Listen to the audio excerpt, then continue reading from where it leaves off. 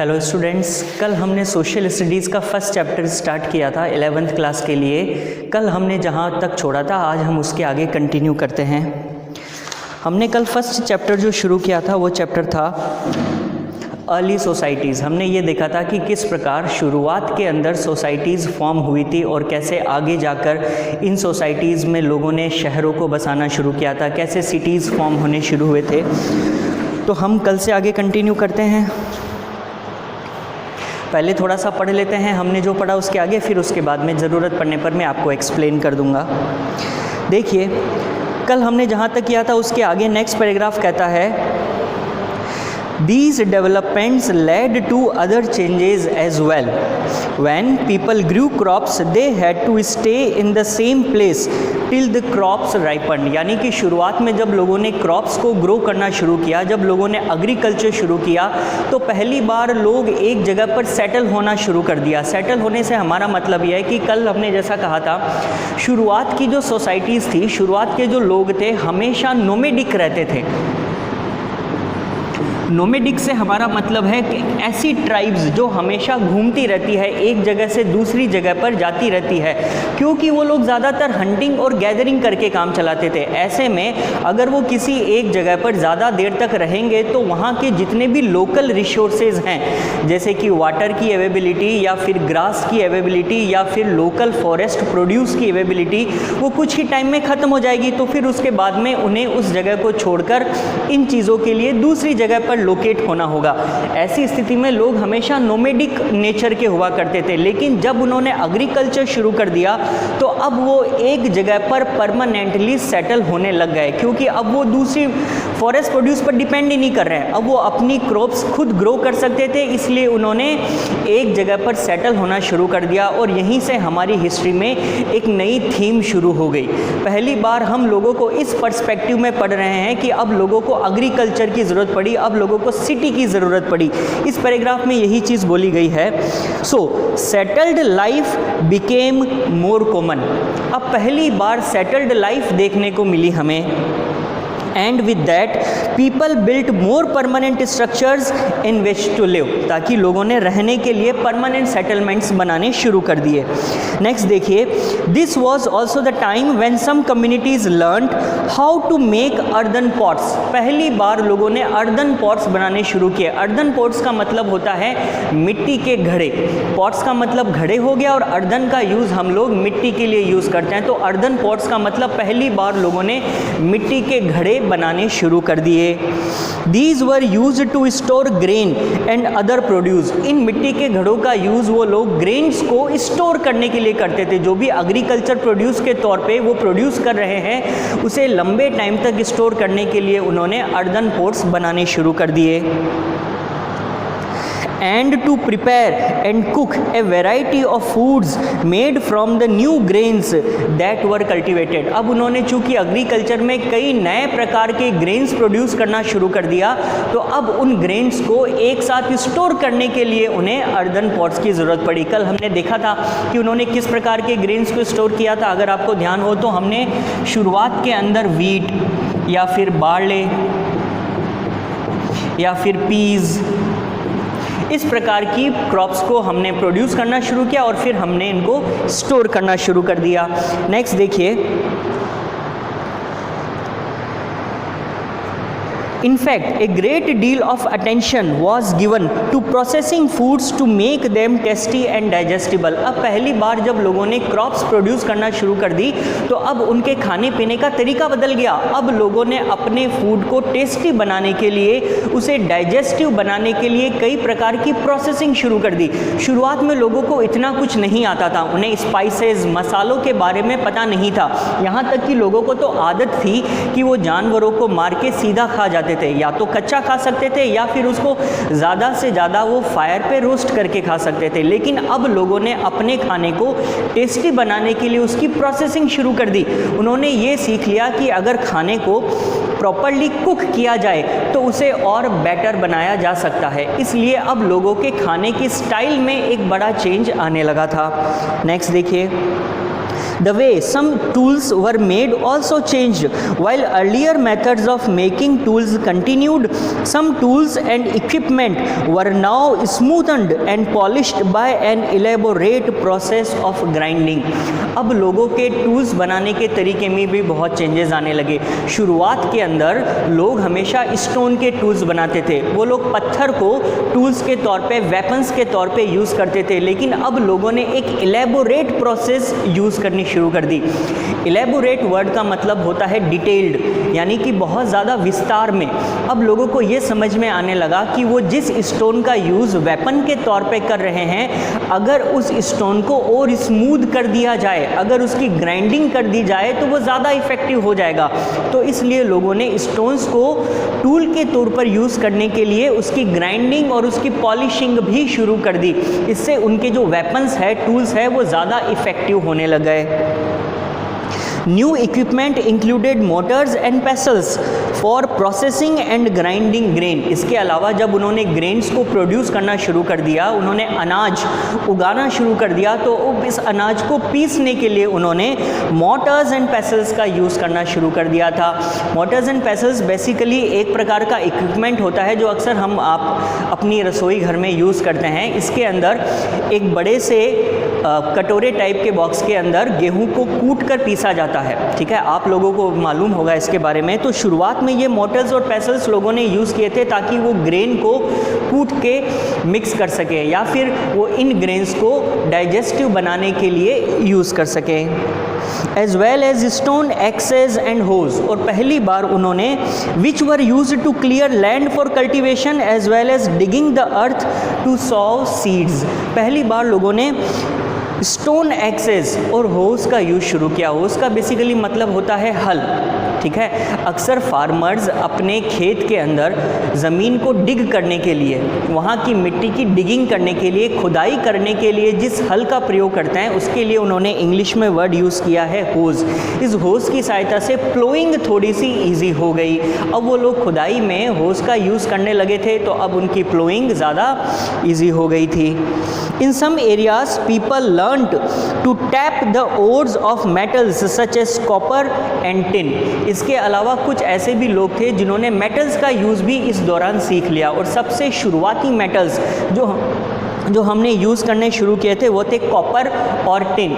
ये कॉपर और टिन जो होते हैं, ये अर्थ में हमें डायरेक्ट यूज़ करने लायक सिचुएशन में नहीं मिलते हैं। बेसिकली ये हमें ओर्स यानी कि अयस्क की फॉर्म में मिलते हैं। बाद में इनकी प्रोसेसिंग करके इन्हें यूज़ लेने लायक कंडीशन में बनाया जाता है। Sometimes copper ores were collected and used for their distinctive bluish green color. ये जो कॉपर और टिन के जो इन्होंने ओर्स लिए थे काम में, उसमें से जो कॉपर के ओर्स हैं, उनकी एक खासियत ये होती है कि ये ओर्स जो होते हैं ये ब्लूइश और ग्रीन कलर में मिलते हैं। तो इनके डिस्टिंक्टिव कलर की वजह से लोगों ने इन ओर्स को ज़्यादा यूज़ करना शुरू कर दिया था। अब वो इन ओर्स का क्या यूज़ कर सकते थे? ऑर्नामेंट्स बनाने के लिए। अब जब उन्हें पता चला कि ये एक डिस्टिंक्टिव कलर देता है कॉपर का ओर्स, तो वो लोग इसके यूज से कई प्रकार की ज्वेलरी या फिर ऑर्नामेंट्स बनाने लग गए थे। This prepared the way for the more extensive use of metal for jewellery and for tools subsequently. इससे पहले अगर कोई ह्यूमन बीइंग अगर वो ज्वेलरी बनाना चाहते थे तो अक्सर वो फॉरेस्ट प्रोड्यूस का यूज़ करते थे। उनकी सहायता से वो लोग कुछ भी ज्वेलरी बना सकते थे, लेकिन अब पहली बार उनको ये समझ में आने लगा कि इस ज्वेलरी के लिए हम लोग मेटल का यूज़ भी कर सकते हैं, तो उन्होंने कॉपर का यूज़ भी इसलिए शुरू कर दिया। There was also a growing familiarity with other kinds of produce from distant lands or seas. अब लोगों ने घूमना फिरना शुरू किया। अब वो डिस्टेंट लैंड तक जाने लगे, दूसरे लोग क्या कर रहे हैं, दूसरी कम्युनिटीज़ में क्या हो रहा है। जब वो ये देखने लगे तो उन्हें पता चला कि कई दूसरी कम्युनिटीज़ में दूसरे प्रकार के एक्सपेरिमेंट्स हो रहे थे, तो फिर उन्होंने वो भी अडॉप्ट कर लिया अपनी लाइफ सिचुएशंस के हिसाब से। This included would stones including precious and semi precious stones. अब इन लोगों ने वुड यानी कि लकड़ी का यूज़ सीख लिया, स्टोन्स का सीख लिया, और इसके अलावा प्रीशियस और सेमी प्रीशियस स्टोन्स का यूज़ भी सीख लिया। प्रीशियस के अंदर मोस्टली जो मेटल्स यूज़ किए जाते थे वो थे गोल्ड और सिल्वर, और सेमी प्रीशियस में कई दूसरे प्रकार के स्टोन्स आते हैं जिनका एक डिस्टिंक्टिव कलर होता है। ये स्टोन्स भी उन लोगों ने ऑर्नामेंट्स बनाने के लिए काम लेने शुरू कर दिए थे। इसके अलावा कुछ metals and shell and obsidian volcanic lava. देखिए, वॉल्केनिक लावा के अंदर जब भी किसी वॉल्केनो से लावा निकलता है तो वो लावा बाहर आकर एटमॉस्फेयर के टच में आने के बाद में धीरे धीरे ठंडा होना शुरू हो जाता है। इनिशियली जो मोल्टन लावा होता है वो कुछ टाइम के बाद में सूख जाता है, ड्राई अप हो जाता है, और सूख कर वो एक हार्ड मेटल के तौर पर बन जाता है। ये जो वॉल्केनो का लावा है जो अब सूख कर एक हार्ड मेटल का रूप ले चुका है, इसको हम लोग ज्वेलरी और मेटल्स के तौर पर भी इस्तेमाल करते हैं। ये बहुत ही हार्ड क्वालिटी का होता है जिसे इसने बोला है ऑब्सीडियन वॉल्केनिक लावा। इसका भी यूज़ लोगों ने वेपन्स या टूल्स के तौर पर करना शुरू कर दिया था। Clearly people were going from place to place carrying goods and ideas with them. अब हर एक कम्युनिटी, हर एक लोगों के ग्रुप के पास में अपने खुद के आइडियाज़ थे। किसी को वुड का यूज़ करना आता था, किसी को स्टोन के टूल्स बनाना आता था, किसी को मेटल ओर्स का यूज़ करके ऑर्नामेंट्स बनाना आता था। तो अब इन सब लोगों ने आपस में ब्रेनस्टॉर्मिंग शुरू कर दी। इन लोगों ने एक कम्युनिटी ग्रुप से कोई आइडिया लिया और उसको बदले में एक दूसरा आइडिया दिया। ऐसा करते करते इन सब लोगों को जो कुछ भी मालूम था अब ये सब एक दूसरे से शेयर करने लगे, जिसकी वजह से हमारी सोसाइटी का डेवलपमेंट भी शुरू हो गया।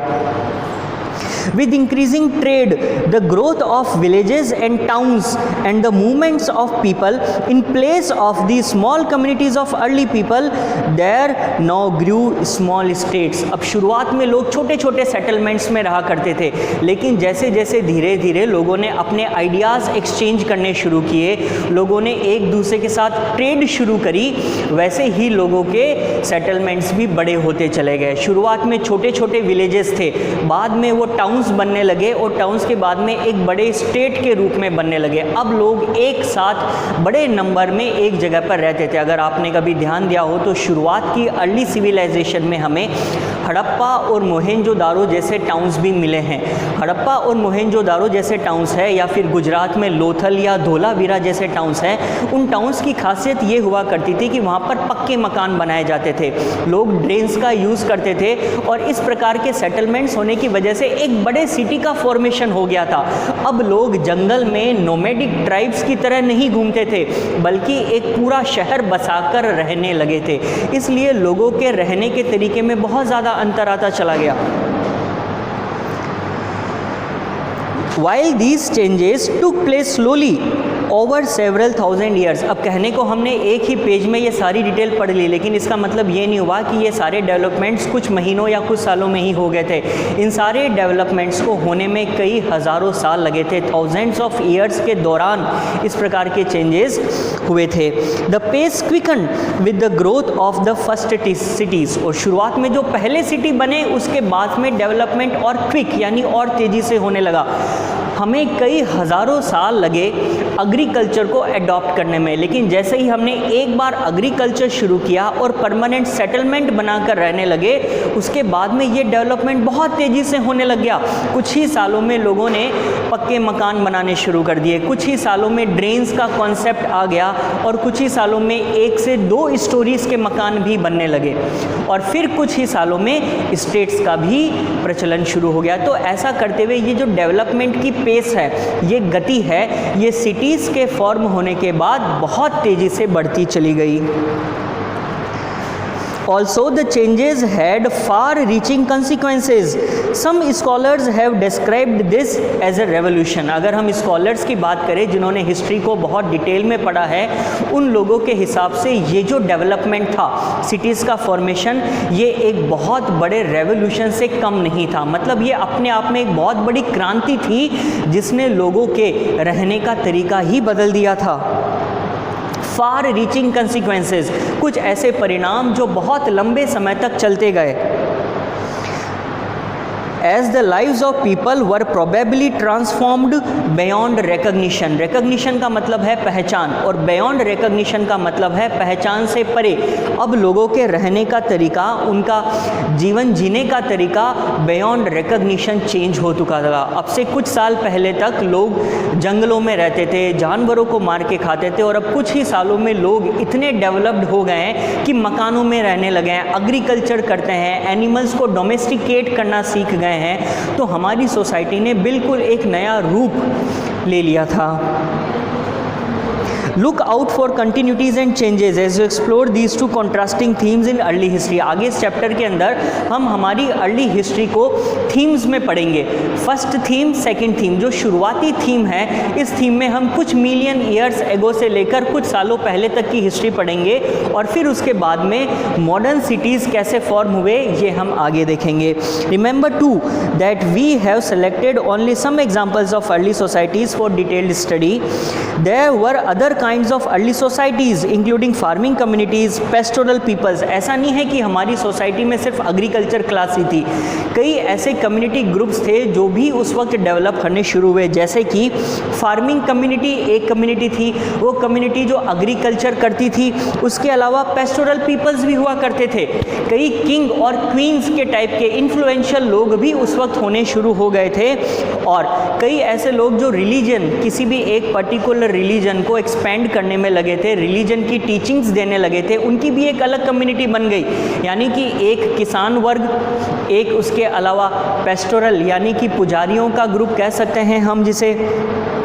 इसके अलावा हंटर गैदरर से अब हम आगे बढ़कर सिटी ड्वेलर्स की तरफ जाने लगे। सिटी ड्वेलर्स से हमारा मतलब है वो लोग जो अब बड़े शहरों में रहते हैं। तो हम इनके कई सारे एग्जाम्पल्स हैं, लेकिन हम इस चैप्टर में कुछ सेलेक्टेड एग्जाम्पल्स करेंगे। चलिए, ये हमारे इस चैप्टर का इंट्रोडक्शन पार्ट था। अब हम मेन चैप्टर स्टार्ट कर सकते हैं। मेन चैप्टर में हमारे पास सबसे पहले आएगी फर्स्ट टाइमलाइन। इस टाइमलाइन में हम लोग देखेंगे कि आज से 6 मिलियन ईयर्स एगो से लेकर 1 BCE तक क्या चेंजेस आए। अब ये कैसे है, हमारा कैलेंडर कैसे काम करता है, MYA मिलियन ईयर्स एगो और BCE का क्या मतलब होता है, ये सारी डिटेल्स मैं आपको कल के लेक्चर में दूंगा। आज हम लोग सिर्फ इंट्रोडक्शन पार्ट तक रखते हैं। इसके आगे मेन चैप्टर हमारा कल से शुरू होगा। आप इसको एक बार रिवाइज करके देखिएगा। अगर आपको कोई चीज़ समझ में नहीं आती तो आप कमेंट सेक्शन के जरिए वापस क्वेश्चन कर सकते हैं, और कल से हमारा प्रॉपर चैप्टर स्टार्ट हो जाएगा। आज का लेक्चर यहीं तक रखते हैं। Thank you so much.